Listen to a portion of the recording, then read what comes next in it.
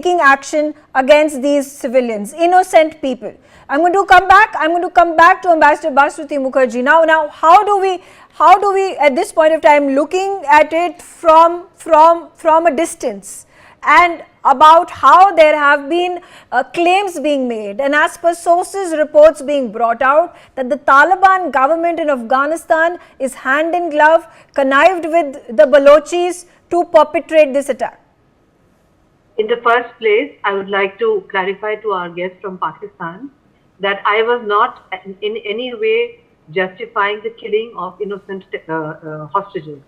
I was pointing out that the atmosphere which currently prevails in that part of Pakistan is also partly due to the fact that the locals, the Baluchis, resent the fact that the Pakistani government has brought in the BRI, and they feel that they are being deprived of their land and resources, quite apart from some of the other issues which Megha raised.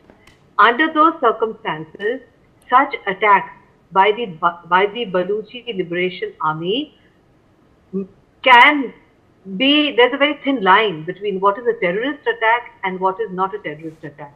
They regard it as a struggle for liberation of their territory against what they feel is a neo-colonial approach by the Pakistanis through the Chinese, and because of that there have also been targeted killings, I understand, of Chinese in that part of Pakistan. So you would know, Mr. Mir, as well as I do, we could probably be probably the same generation, that Baluchistan joining Pakistan was at the end, and there are many interpretations of how Baluchistan became part of Pakistan. But be that as it may, it was not a smooth integration, and Baluchis do not consider themselves to be Pakistanis the way, let's say, when I meet a Pakistani Punjabi from Pakistan or somebody like you who feel that this is their country and that they belong to it, the same kind of sentiment I have never got from a Baluchi, how better off or worse. So the point is that there is a huge political problem here which needs to be resolved politically through dialogue. And if that is not resolved through dialogue, then such killings and attacks will take place.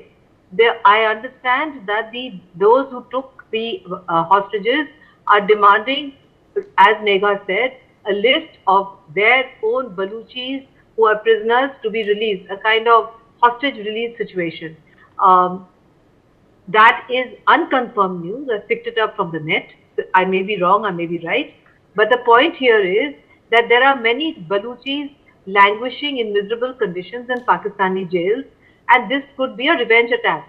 I am not advocating that they should indulge in terrorism or they should execute the hostages. I am merely saying that this may be a wake-up call for the Pakistani establishment.